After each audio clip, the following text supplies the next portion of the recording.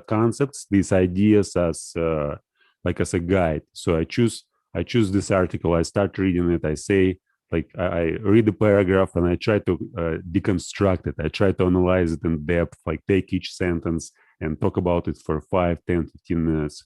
So as long as I can keep attention on one sentence, I just try to talk about it a lot. And then I go ahead and it's like basically you take one paragraph and you talk about it for an hour. But then you can just understand. Vladimir, let's go live then, okay? Yeah, I think we just went sure. live, so I'm gonna start recording as well. All right, so good morning. We're gonna talk some philosophy, right, Vladimir?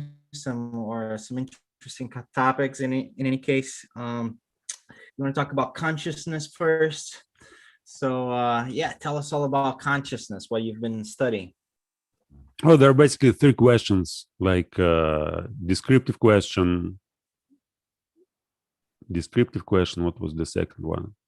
Have their peculiar names. So basically, what, how, and why.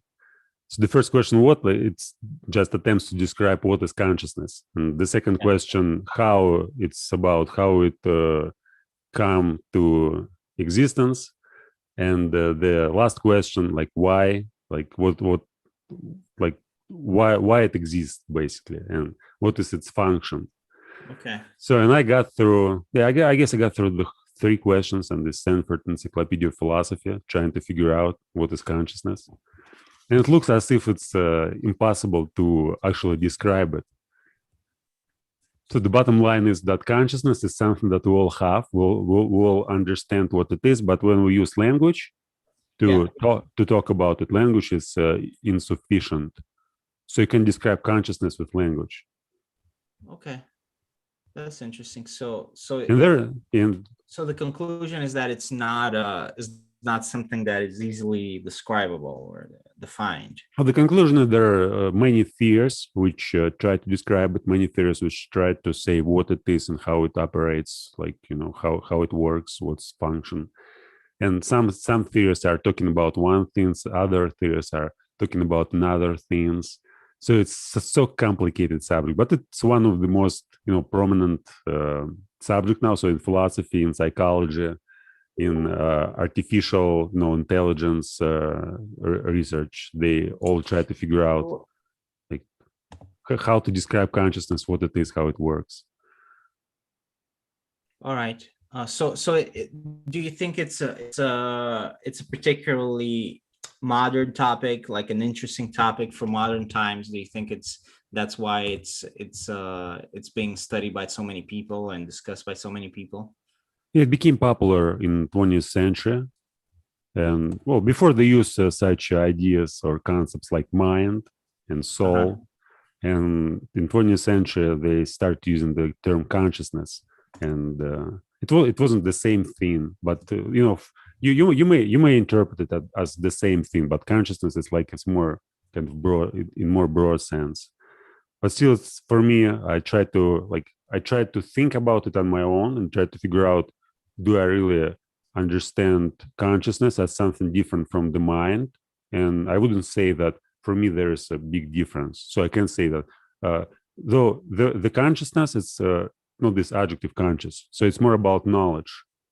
So you have knowledge about something, you may be conscious of something, whereas mind, it's just some quality or some state or some, you know, some feature of existence which is also like impossible to describe. So whenever we talk about mind or consciousness or soul, we have our own perceptions. But still, like the idea of talking, like the idea of trying to figuring out what it is just opens up all sorts of opportunities for you to see what you really know and what you don't know.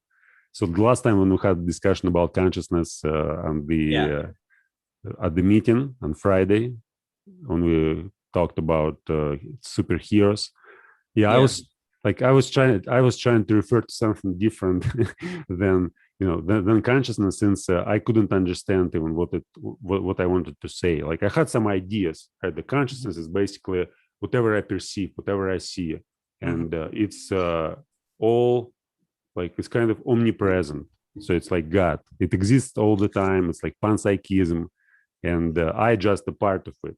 But now I see that there's so many different, ways of looking at consciousness, and I wouldn't say that now I would like whatever I said. I actually rewatched the whole meeting, the whole video, and I realized that I like my understanding now is different, and some things which I said before, they're kind of silly. So I Well, would, we all say silly things. Did you watch our last discussion this last Friday? yeah. No, last I didn't have like time yet. I'll watch probably this week. I'm not sure, but No, I mean you don't need to. It's just yeah. but actually, I actually like watching these discussions and making these outlines. Yeah, that's great, man. Yeah, so there's all, we say a lot of silly things, but look, we're trying to figure out things, we're trying to figure things out, so it's okay. Yeah. So you don't believe a rock has consciousness now? Well, now I see that, like last time I was kind of, I tried to talk about consciousness, and I thought that I knew what I was talking about. Whereas now I understand that language doesn't work here. So when you want to talk about consciousness, you have to understand that it's impossible to describe it. And last time I thought that I know something, I have some knowledge, I read some books, I tried to think about consciousness like a lot of time, like many years. And I thought it's something that I can understand and describe. Whereas now I see now I see that whenever I talk about consciousness, I have to establish this condition that it's like whatever I say is just a description, but it's not the real thing. Since real thing, it has nothing to do with language. It's more about like the world. It's more about like it's this dichotomy between ontology and epistemology. So it seems that this is one of those cases that before talking about it, we almost have to define what we're talking about first, right? Yeah, but okay. But we can't define consciousness. That's the problem, right? Well, but you can come up with one definition. So when you have a discussion about it, right? You are referring to something that everybody can understand what you're referring to. That's what I mean by defining it, right? Yeah, go on. No, I was just going to say, for example, one example of consciousness would be, to have some sort of will, your own will. Yeah, that's what you said the last time, right? Well, yeah, and I don't think that's necessarily sufficient, but it would be one of the conditions. But I'm saying, maybe if I can say, this is what I mean by consciousness, is when someone or something, I guess, even has a proper will, individual will. Yeah, but then we are going to discuss will, right? We're not going to discuss consciousness. We are going to talk about will. Right. It's just a particular, like one of the aspects of consciousness. Yes. Well, and if you want to have a little bit more of a sophisticated vision, then it would be, will plus, some sort of self-awareness. Oh, self-awareness is closer, but what is, in this one interesting example is, consciousness, it's, the word like conscious, adjective. And it means, like when you are conscious of something, you know it, you are aware. For example, I'm conscious that I'm now speaking to you, right? Or I'm conscious that I'm sitting in the room, and I also may be conscious, like in a position to being asleep. So, and we have this adjective, and then we add this ness. So consciousness, basically, we make a noun out of this adjective. But does it really exist in the world? Like a noun, like an entity? It's a very hard question. Since we may use an example, we may take the word red, for example, and say, is red some property of the world? So you can say that redness something real. So you also you only may say that there are some red things, like apple or tomato, whatever. But redness, it doesn't work that way. And consciousness is also, you are conscious when you know something, when you are aware, or when we both know something, we both are conscious of something. But consciousness, like this separate entity, it seems that it's very problematic to pinpoint and say this is like what it is. Well, wouldn't it be possible to say that consciousness, like redness, for example, like the example that you gave, redness is the property of, right? Couldn't we say that consciousness is the property of being conscious? Once again, redness is property of what? Being red. So so in this case, in this suggestion that I'm giving you, when you say redness, what you really mean is that something is red, you know. Yeah, you basically name the color, right? The red color. So in the same way, when you say there is consciousness, you are referring to someone Who is being conscious? Yeah. Yeah, basically, I guess we may say that. Yeah. So it could work in that sense, and that's an interesting way and a helpful way to think about consciousness. It's consciousness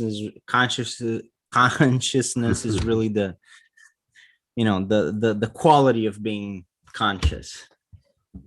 Yeah, but And again, you can have that quality or not, or you can have that condition or not. What exactly we mean when we say red, we may pinpoint and say this is red, and we may both agree and say that's true. But when we say we are conscious, it's very hard to identify what we mean. When we say we have some knowledge, but what's the difference between having knowledge and being conscious? Or we may say we're awake, we're not asleep. And again, yeah, I don't know. I don't know if you've read about it. You've read more about it than I have, but yeah, my idea, like I said, it's this idea of being self-aware. It's this idea of having your own will to do things, you know, instead of just not having, you know, will. So it's a combination of being self-aware, having will, having some sort of I'm not even going to say free will with it, because then we get into the other discussion, right? So some sort of will that comes from you, and being aware of things. Yeah, there was some example about a blind person. So let's suppose there's a Mary and she is blind from birth, and she knows everything about seeing. So you tell her, and she may understand like what it means to see, and she may describe everything to you, how like all this light gets to an eye, and you know creates an image in your head, and so. But then suddenly, you know, she just opens her eyes and starts seeing. So we see that when you know something, like the description here, it's very different from the real thing. So you may know something about consciousness and you may be able to talk about it, but when you are conscious, right, it's like the experience, it's different from the description. In the description, like you may make all sorts of descriptions, but you are actually like what you're referring to, it's impossible to describe. Or it's possible, but you know, it's always approximation. It's not something like it's like in this example with this blind person. So you describe something, but if you have no experience, you don't know what are you talking about. And when you have experience, I mean, it's interesting to think about that. But perhaps it's not just about being blind, or it's not the only situation. That's just a very easy to understand situation. But it's just an analogy. No, I know it's an analogy, but it's an interesting analogy, and it's interesting to think, because we all understand that analogy pretty well, you know, except if you're blind, unfortunately. But if you're not blind, you understand the analogy of not being able to see and then seeing, and how difficult that would be to describe. I mean, it would be incredibly difficult, and you probably wouldn't really understand unless you could see, right? But what I'm saying is that maybe we can use that analogy for other things, and perhaps it's not as clear, but it's interesting to think about how many things are there that you can describe, but because you don't experience, you know them, but you don't know them, right? Just like the blind person might know sight, but not really know it because they haven't experienced it. Yeah, And, there's a famous idea of what it is like. It's one of the theory which attempts to describe consciousness, and it was proposed by Thomas Nagel, I guess it's the right name. So it's what it is like to be a bat. So you may describe a bat's world with all its sound locators, and you may know what it is like to be a bat, but if you don't have an experience, you don't know. It's just your guess, and in reality, like this having consciousness, according to this series, like to be able to describe what it is like to be you. But I think in the same way we may say that every person who is conscious, it's almost like, let's suppose I want to describe my experience of being conscious. So I have to include everything what I'm doing, everything what I'm seeing, everything, like all my, not just what I see, but also my inner stream of consciousness, my thoughts and ideas, which I experience. That's almost what you do in your videos now. Yeah, exactly. That's why I said it's so exciting. I mean, for me, I just start talking and I see, wow, that's so amazing that I can just can express myself and use these ideas and develop my ideas and see what's going on. Yeah, I was thinking about like later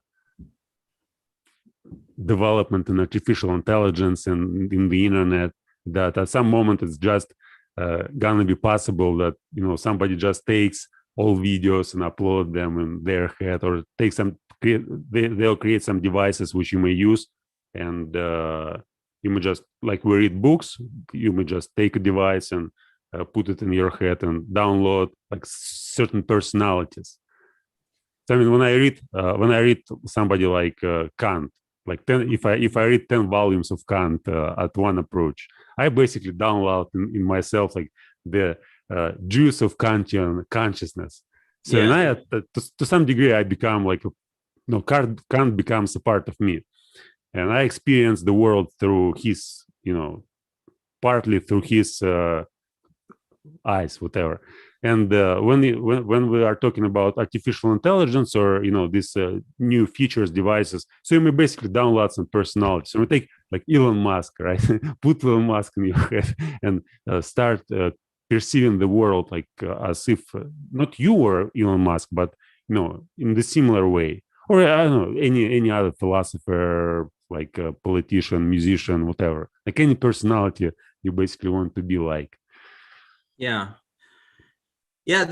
I think that's an interesting idea, and we might see something similar to that in the future. Yeah, I would have to do some more reading about it, because I haven't really read much about it, but a lot of the people that I know, they're infatuated with Elon Musk. There's some sort of cult of personality going on at least in the United States, but maybe worldwide. But I hear about this Neuralink thing, and I think it's basically, it's a little bit what you're saying. I should do some more reading about it, so I don't say anything that is factually wrong. But I think the idea is, I don't know if you've heard about it, but it's sort of like that, start integrating like the internet with your mind, and like wait a second.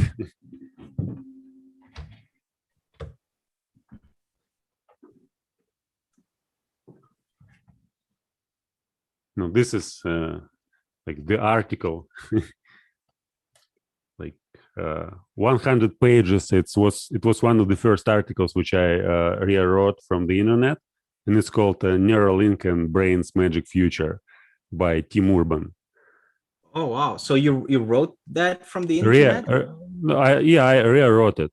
So I took the real article and just practiced my writing by rewriting the article. There's like 100 pages. Yeah, it's amazing. I already recommended it to you to read. It's on Wait But Why. Do you know this site? Wait But Why? No.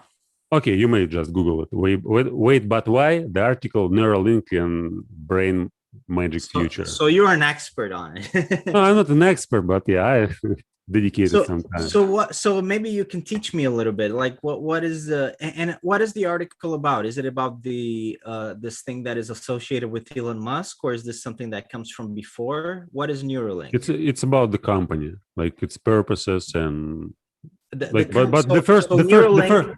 the first half of the article is more like philosophical. It's about the evolution of human beings, how we got from being like jellyfish to like these different types of brain, like stem brain, limbic system, neurocortex, how neurocortex evolved, and Neuralink. It's more about like the fourth layer, which we may, it's like neurocortex is basically the third layer.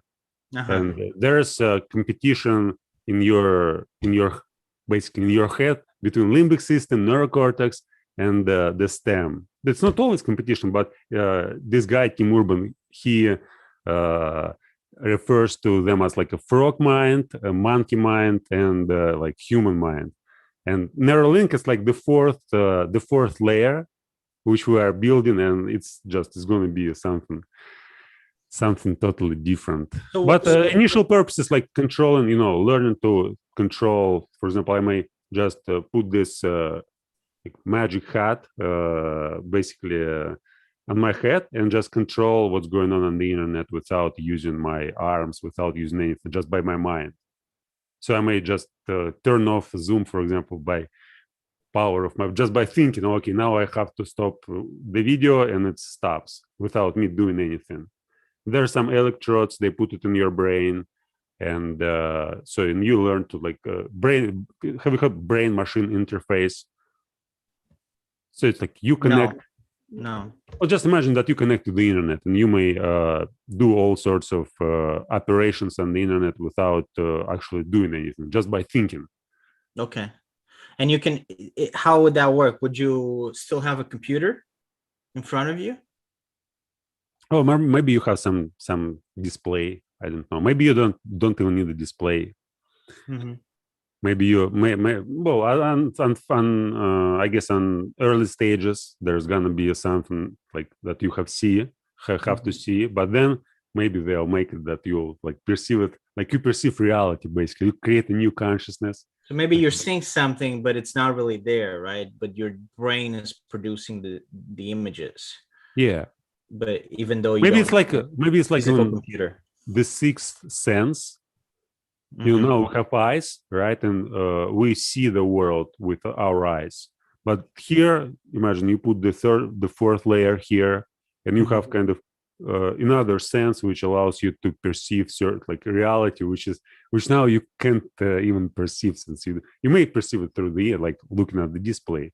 But imagine something like a display, but you don't need to have a display. It's just here, and you may interact with it. That's insane. So how is it? Is it some sort of chip that they will implant in your brain? You may actually, if you want to see how it's gonna wait. Recently, I watched. It's not actually Neuralink, but it's another company. But to understand how it's gonna look like, just click the link and watch first the first 3 minutes. There's how they talk and what they're doing. Okay. So I put the link there. Just 1 minute. Just see it. Okay, maybe we can. What, to stop? Yeah, maybe I can share the screen. Oh, okay. You may share. Yeah, let's do that. And we can do it. Wait.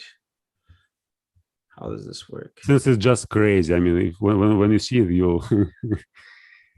Sorry, I'm not used to. Can you still see me and hear me? I can hear you, but I don't see you. I see your screen. Like Facebook? Yeah. That's not really what I want. I'm trying to go back to Zoom. You want to share screen? Yeah, I wanted to go back to Zoom Okay, now I can see you, but I still see Yeah. your screen. for some reason.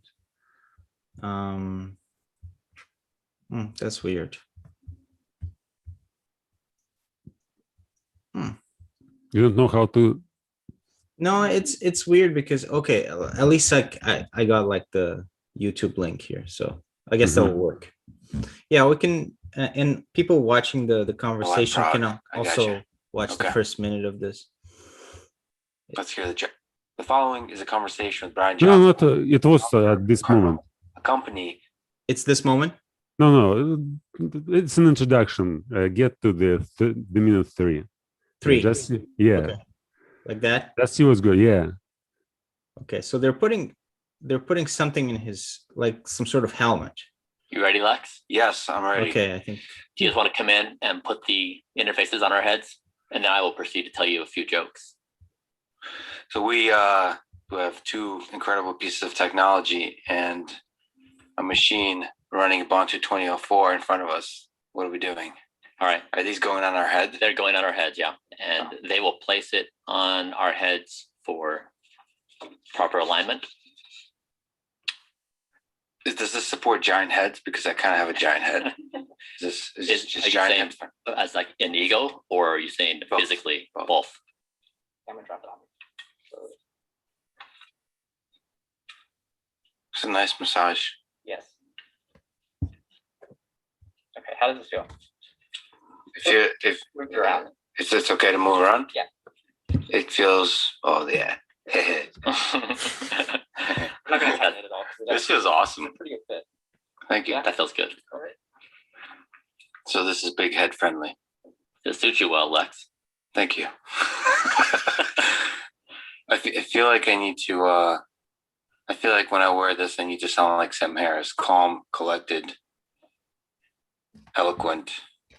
I feel smarter, actually.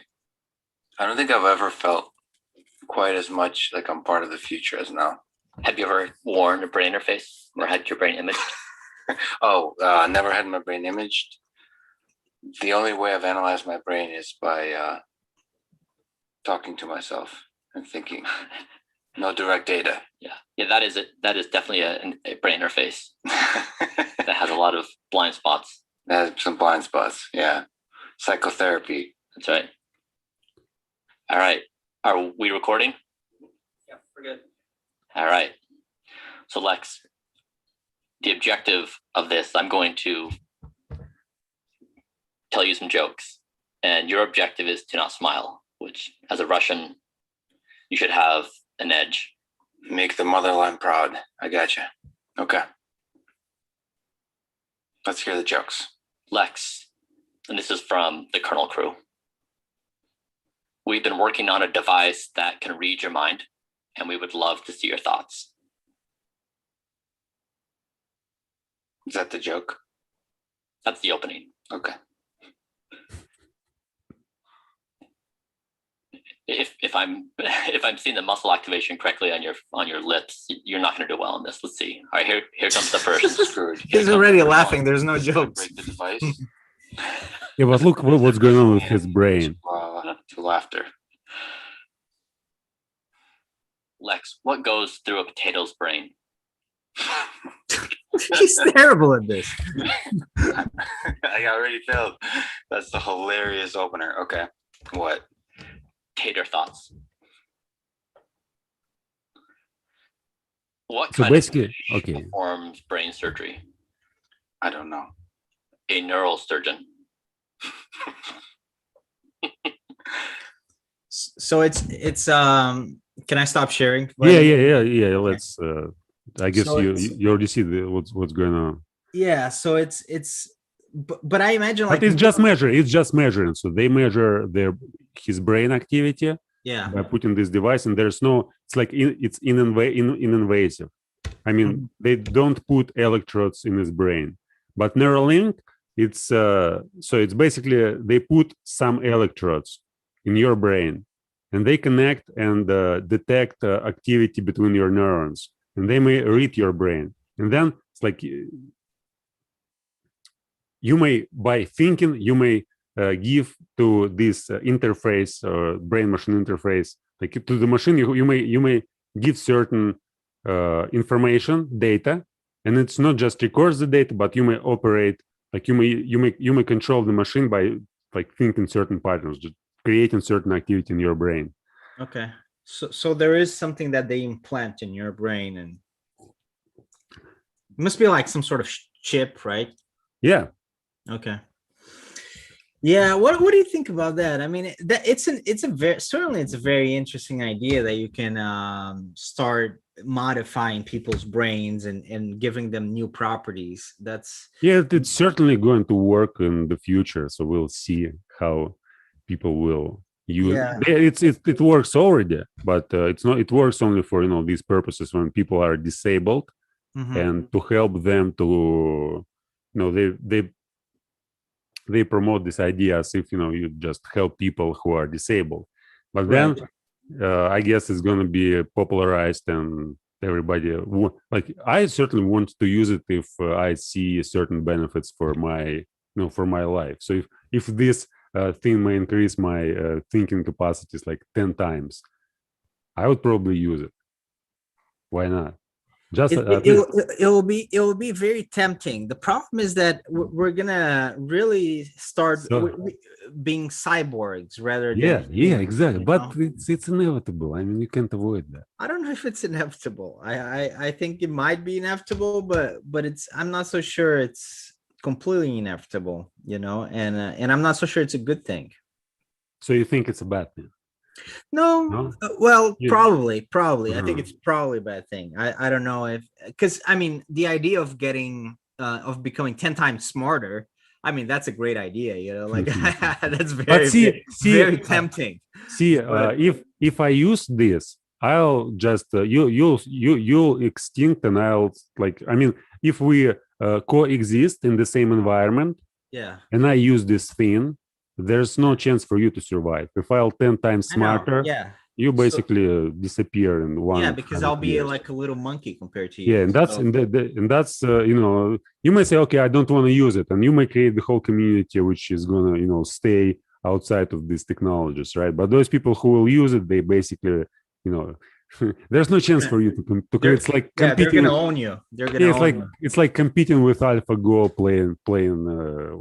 playing Go or AlphaZero playing chess. No, and that's an issue, because you're not going to be essentially, in practical terms, you're not going to be able to opt out, right? But because of the competition aspect of it. But it's going to be weird because we're going to start losing our humanity and we're going to start becoming cyborgs, just like Harari. I'm sure. Have you read Harari? No, I haven't read. I watched one lecture on YouTube, but long time ago. Yeah, I'm sure you'll really like it. But that's what he says. Basically, that's his main thesis, is that we are Homo sapiens, but not for long. Yes, we're about to become something else. I guess no, it's not originally his idea. I mean, many philosophers, like you may take Nietzsche, who was saying that superhumans like the next step. So a man is just a bridge between worm and. Well, yes, but he means it quite literally. Like he's saying that we're really going to become cyborgs, and and we already are cyborgs to a certain extent. But I mean, this is certainly a step up. It's certainly the moment we actually have stuff implanted in our brains. I think it's a whole new level. And the problem with that is that we're going to be able to be controlled so easily. Yeah. So that's a sad aspect of it. Well, and it's almost inevitable. It's also almost inevitable. Yeah, I think bro. I think it's gonna be like you, as I said before. You get 10 times smarter or 100 times smarter, but you get 100 times smarter not because you become a superhuman. It's because you actually have connections with those humans who also have these implants. Mm-hmm. And it's like it's no longer your individual brain. but it's going to be like, You're going to be part of the hive. yeah, the part of the group. hive which works like your brain. So basically, it's Yeah. not your consciousness, it's consciousness. Like you create, imagine that you may have this, you may share the same consciousness with 100 like individuals. Or maybe 100 billion. Yeah, yeah. You do it the same. You do the same right now. You use the internet, right? And Yeah. you share your consciousness with those people with whom you communicate on the internet. And you did Yeah, it before when we had books and people started reading. Yeah, which is like a couple billion people that use the internet. So we have 2-3 billion people sharing this information. Yeah. Maybe even more at this point. Yeah, but now you have to go like, but with the iPhone, of course, you may just it's always here. It's like at your palm. Well, also phones, because phones are a lot more popular and more widespread than computers, in many parts of the world. So because people didn't have access to the internet with computers, and that it went from basically just a select number of countries, about 80 countries or something like that, to pretty much everywhere, with 100 cell years. phones. 100 Cell phones are years. everywhere, and with a cell phone you can use the internet, so it's almost everywhere at this point. Yeah, and how much of it controls your behavior? So when you really start thinking, I do some experiments like unplugging myself from the internet for few days, 3 days. It's like I'm a different person. So if I don't use the internet for a week, I'm just a different person. My stream of consciousness, ideas, my thoughts, my perceptions, it's all different. When I use the internet like 5-8 hours a day, I see how like lots of impulses just coming from it, and I can't even able to resist it, even though I have strong mechanism. I was working on myself, like in developing this defense from the internet for many years, and still I have lots of troubles with that. But for an average person who is always imposed to their phones, and I guess there's like 30, 50, 60, sometimes even 70% of your actions are determined by the information you get from the internet, from your phone. But when you have this, I guess it's always going to be like, you have some you still will never lose your personal whatever controls your body, your consciousness, right? Mm-hmm. There's still be like you may like, if you have this chip or implant, you may like 80% of your behavior is going to be controlled by it, and 10% like you have your, like, it's the same freedom of will, right? So what's like degree of freedom? So you have some you have some freedom, but it's within certain limits. And the same here. It's scary though, because I know it's not 100%, but before people were close to 100% in terms of making their own choices, thinking their own thoughts. Mm-hmm. Now it's certainly not close to 100%. I mean, it's like you said, it's probably 50% or something like that. The other 50% is just a result. I'm not even talking about the free will thing. I mean, I'm talking about they are on their phones, and they react to whatever it is that's coming to them from their phones, and they just they really can't help it. So it's not 100% anymore. It's about 50% maybe. Mm-hmm. For most people. It's what they're thinking, their own thoughts. The other 50% is the thoughts that are coming at them continuously, and it's not theirs. It's not theirs, but it's just what they're absorbing. And if by the time we have like implanted chips and stuff like that, it's not going to be 50%. It's probably, like you're saying, 10% is going to be what you're thinking, but 90% is going to be what's coming at you. And the question is whether or not what's coming to you is going to be let's say good or bad.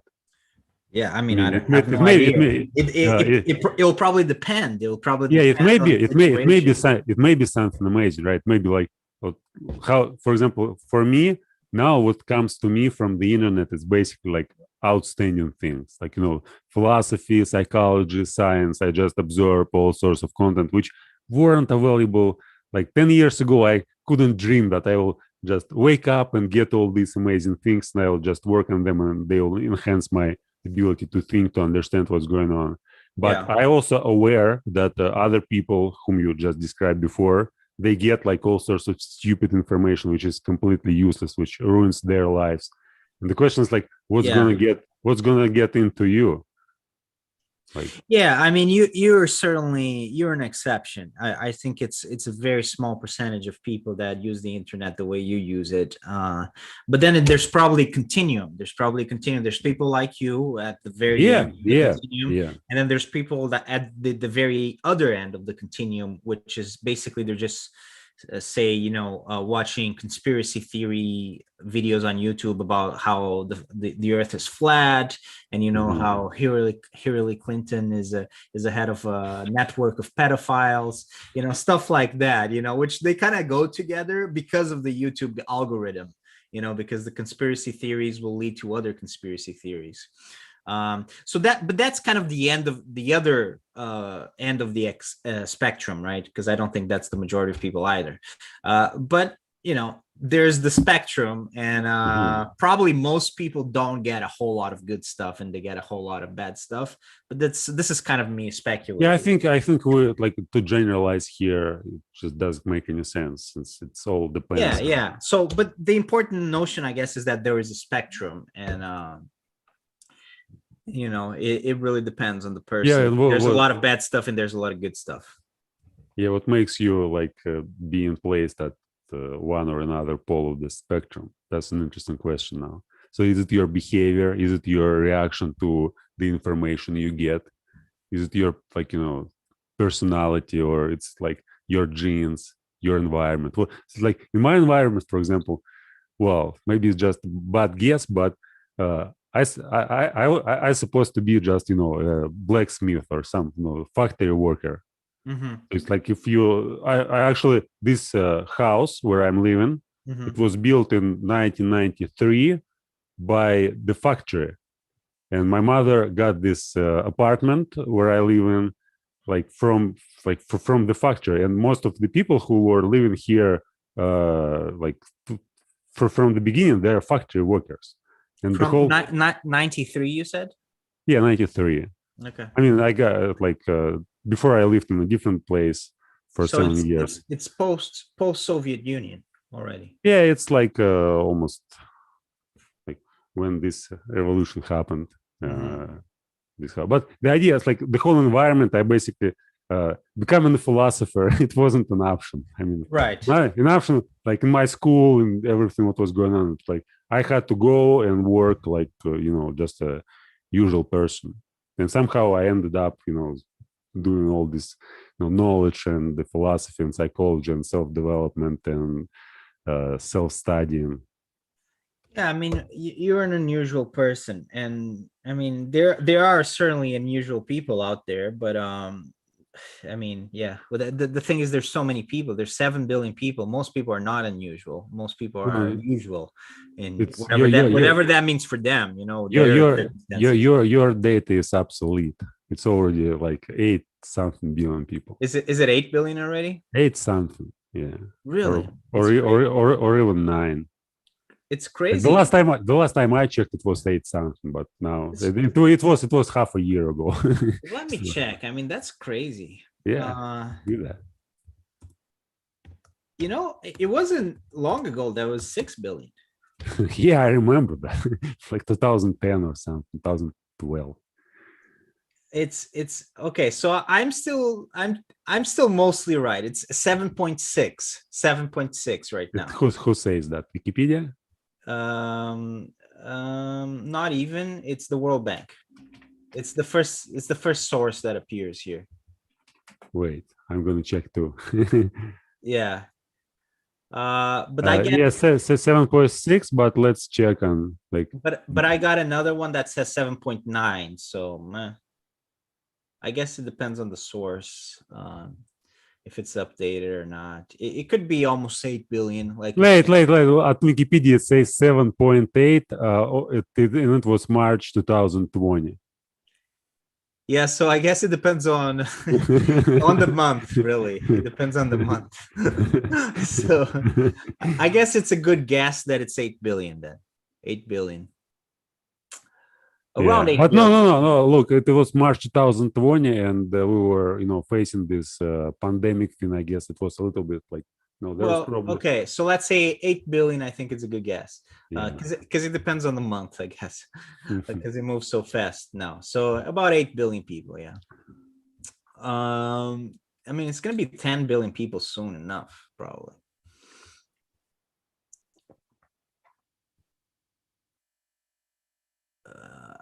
I mean, yeah. So whatever it is, like let's say 8 billion.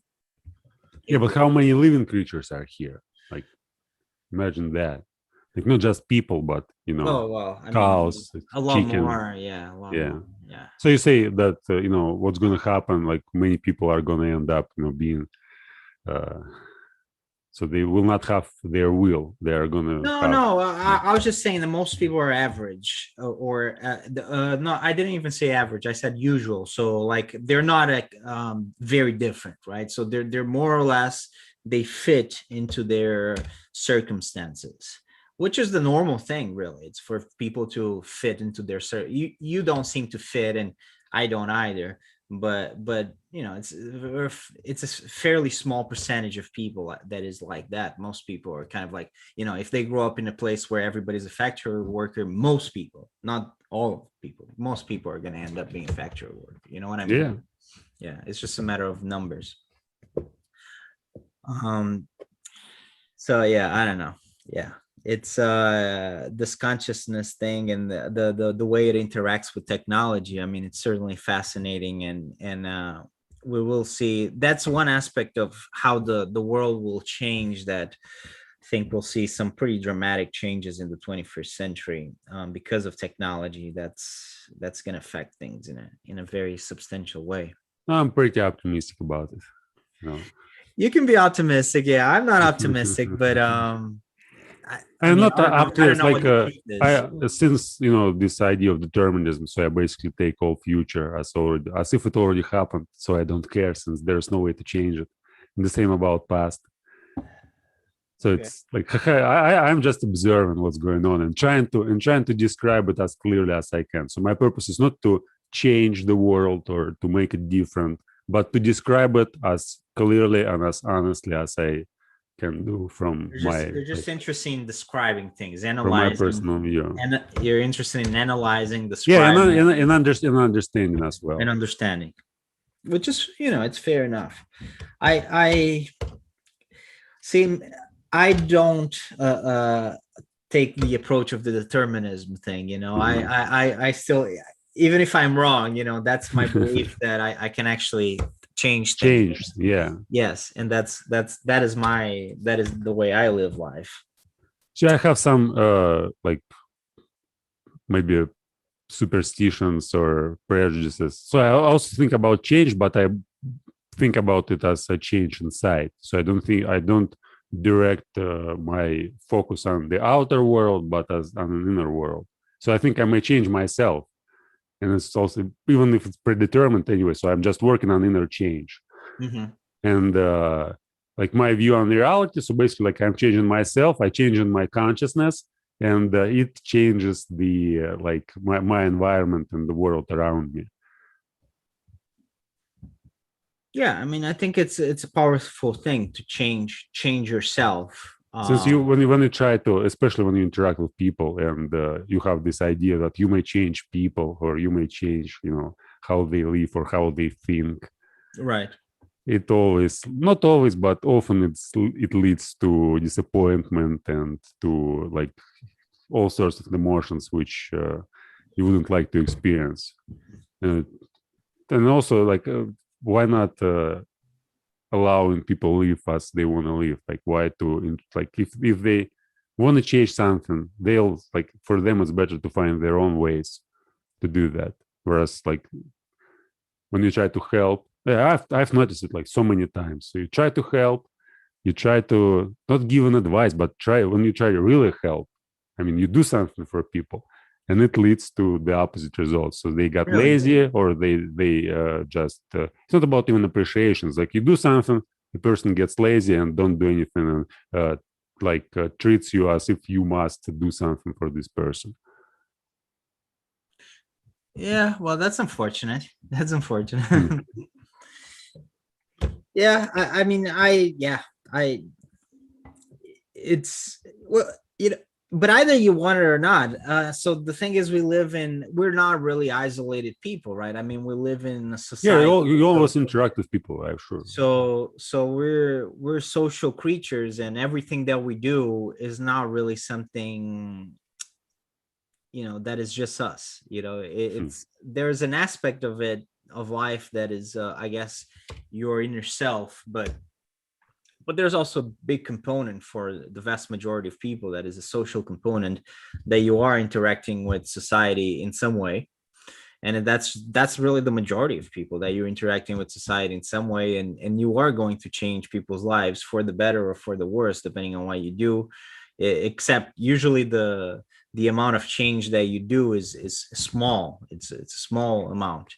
Then you have other people that want to have a big impact, and some of them actually do. Someone who, for example, becomes a politician and might be in charge of the lives of many people. I mean, then they have a big impact. It's not the majority of people, it's the minority of people, but the majority of people have some sort of impact, because we are all connected. We are interconnected. Yeah, it's like these lectures, for example, which I'm now reading. I do it for free. I don't take anything from that. But it's for me, again, I don't consider it as I am changing the people, or I am helping people, giving them some knowledge. I consider it like I have experience and I'm sharing this experience. I think it's valuable, and I think like who wants to take it, like take it. Doesn't want, okay.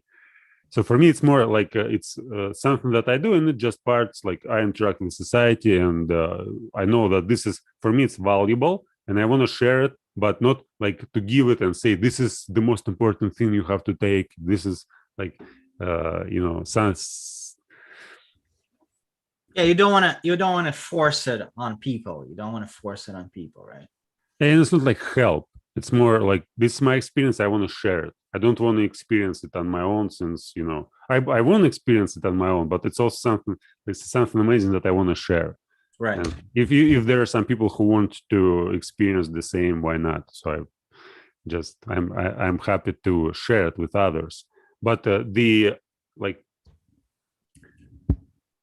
way how I see it, again, it's not about like helping people or forcing something. It's more about I'm changing myself. It helps me. Like the more I share myself, the more I share my experience, the more I share my knowledge, and the more things I upload on the internet, the more I get back, and not necessarily from the same people. Sometimes, I had some thoughts, like kind of weird ones, that whenever you interact with the outer world, it's like it's just one and the same thing.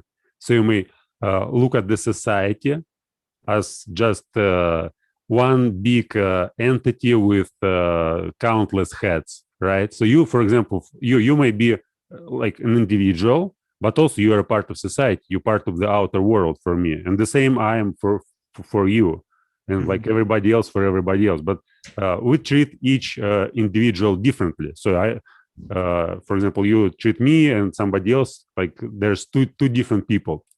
But for me, I often entertain this idea that like every people, like the whole society, is just one organism, like one thing. And when you communicate with with somebody, you may just take it as if you communicate with the same person, with the same entity. And then you may do something for one person, you may get feedback from another. You may, Right. So it's you interacting with society in general, but yeah, in societies, that's like you treat it as one thing. well, we are all interconnected. I mean, the world today everything's interconnected, and everything is one society, even though, like you say, we have different heads, society has many different heads, but it is all interconnected, more than ever. And there isn't really anything that is completely separate to other things. There is something like consciousness. Yeah, I mean, in a way, yeah.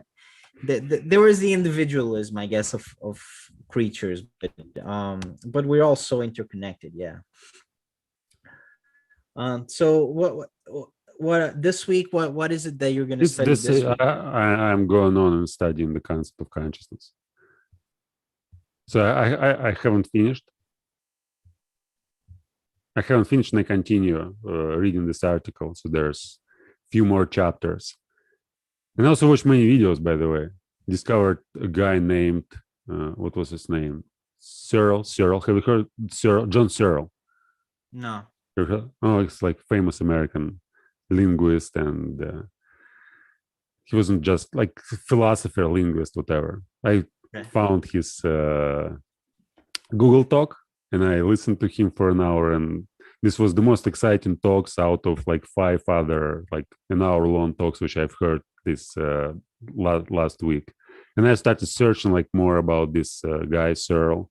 He had some interviews at when he was not young, but 40. Now he's 80 something, 88 or something. But he had interviews when he was like 40 years old, and he discussed Wittgenstein and some ideas of Noam Chomsky and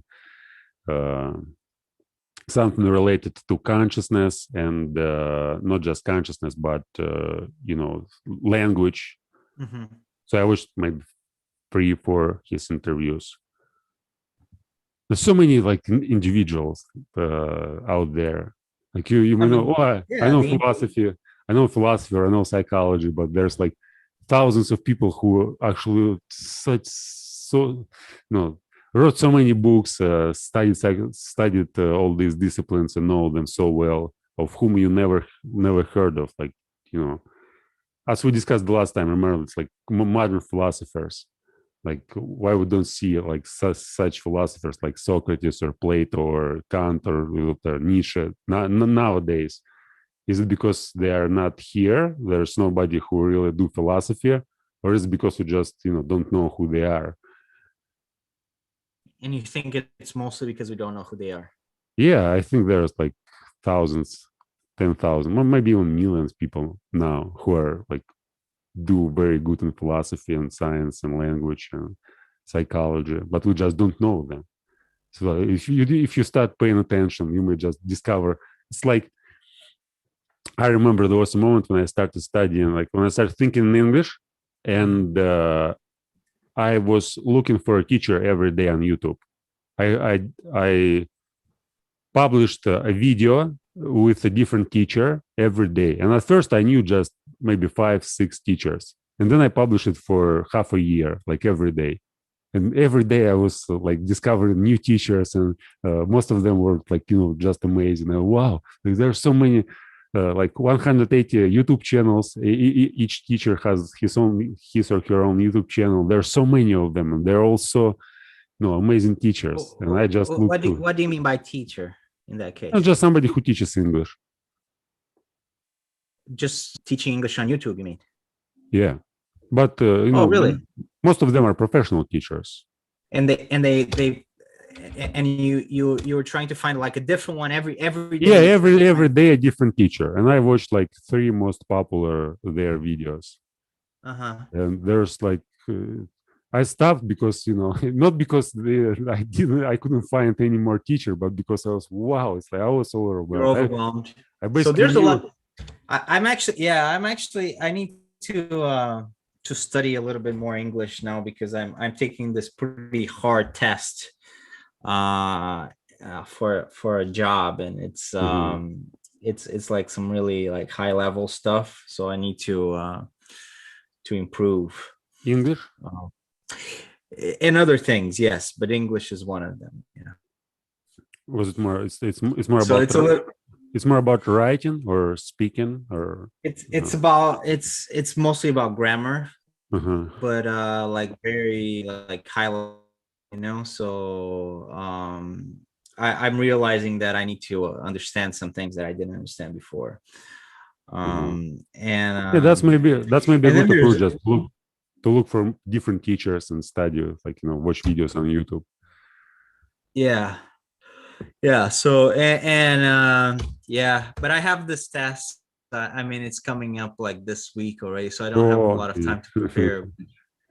But Yeah, so it's almost like kind of pointless to prepare because it's I don't have enough time. But then after that, Oh. I'll retake the test if I don't pass it. So I will have like quite a bit of time to prepare. Mhm. So, but yeah, there's and this studying for this test, you know, like when you study for some very comprehensive tests, you realize like how much more you need to learn about things, you know. So I understand now that you know I'm still very, you know, unknowledgeable about things. Yeah, I need I'm to trying to acquire a lot of more knowledge.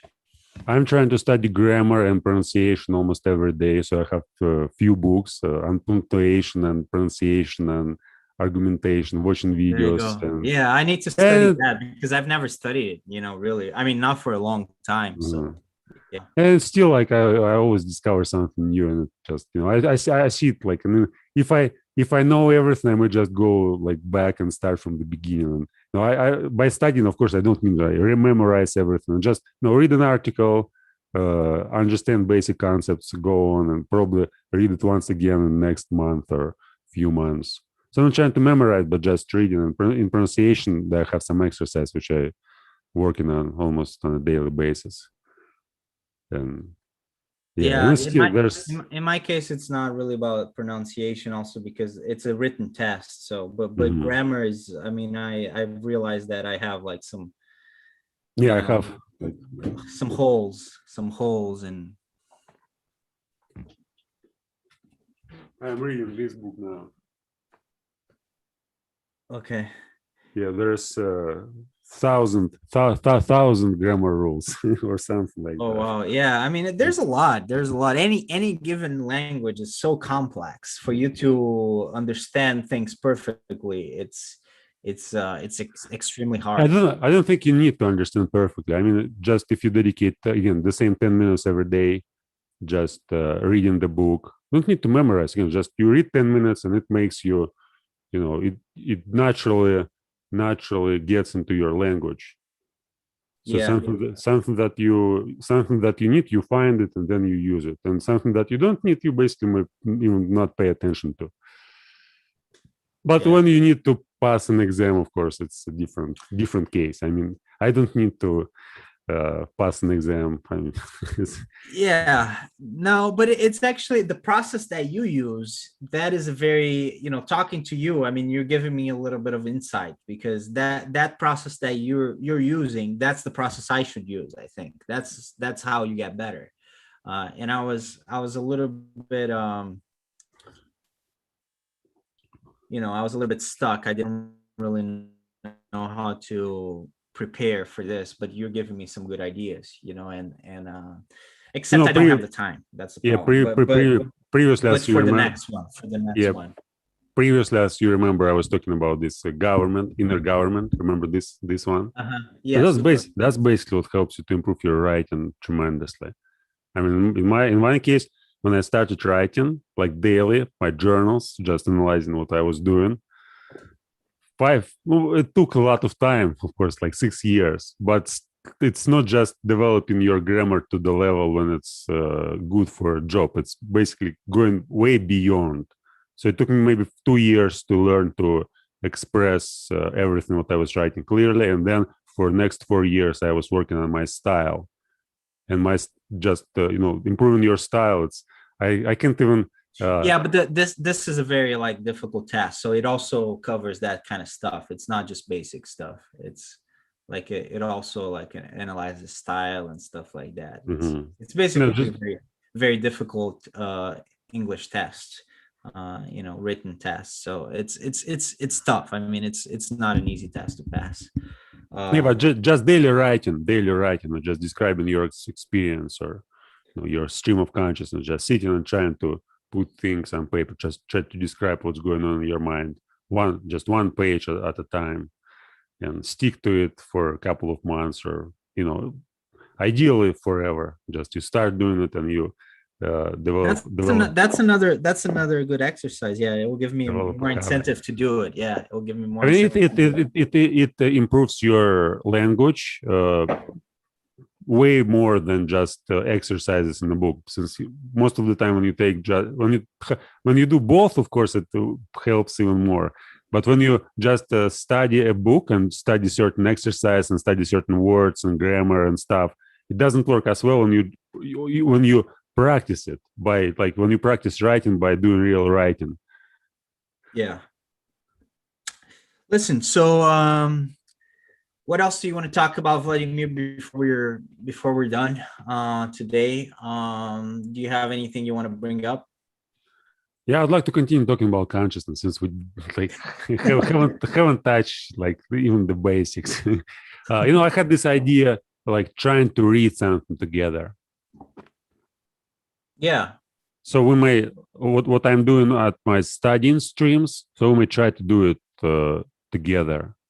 Just take some philosophy. I haven't prepared this book by Sextus Empiricus. I don't know. Would you like to read Sextus Empiricus? It's one of the book which I want to read in the as near as possible, like as soon as possible. Okay. Yeah. Outlines of Pyrrhonism, and go and like it's the same conversational style. So it's not a reading per se. We just take a paragraph, we read one sentence, and we may talk about this. Like we may start from this sentence, and then we may just go on talking about like something related to this sentence. And Sure, we built our conversation on the text, and it's going to be like structured on this text, and it's at least we may try it and see how it's going to work. Okay. All right. Yeah, we can try to do some stuff like that. Yeah. Do you have maybe you have some book which you want to, but I guess it should be some philosophical, but it's not just novel or. Yeah, no, there's stuff, like for example, I told you about the Dostoevsky stuff that I want. No, it's a novel. It's I guess it wouldn't give us the content. It's like right. It's a novel, and what I suggest to read is like you read one paragraph, and we may talk for an hour just about one paragraph, just taking every sentence and trying to wrap up. I think, I mean, a lot of the times, some good essays are even better, than books because they're more succinct. So that's one option. If not, some interesting books, some interesting philosophy books. Yeah, I'd like to start this Outlines of Pyrrhonism by Sextus Empiricus. It was one of the most powerful books which I read in Russian. And I read it 2015, like 6 years ago. So I'd like to reread it, and we may try it together. And it's like you'll see from the very beginning, it's such a wonderful and brilliant text that each sentence may make you think for half an hour or for an hour. Okay, well, that sounds good. Yeah, we can start with that and give it a try. And it's like studying philosophy in depth. I mean, when you have a conversation about just one paragraph, and when you dedicate an hour to thinking about it, you'll just naturally remember it forever. Maybe not forever, but you may always bring it back to your memory whenever you want. For a long time. You don't memorize something, but you kind of wrap it in your own experience. So you take one sentence, like for example, like we may just even try now. So the first, let me read the first sentence here. The main difference between the philosophies: when people search for something, the likely outcome is that they either they find. Wait, why is there a sigh? Okay, it doesn't matter. So when people search, we can do this, Vladimir. Next time, we can prepare. You can prepare some sentences, and we'll read them, and we'll discuss them next time, and we can give that a go. Yeah. Okay. We can open this conversation next time with that. Okay. So because today I think we're. It's time. Yeah, it's time over. So yeah, I mean, it was a good conversation. Thanks for listening to us, guys. Subscribe to the channel if you haven't already, and we'll be back. We'll be back next week.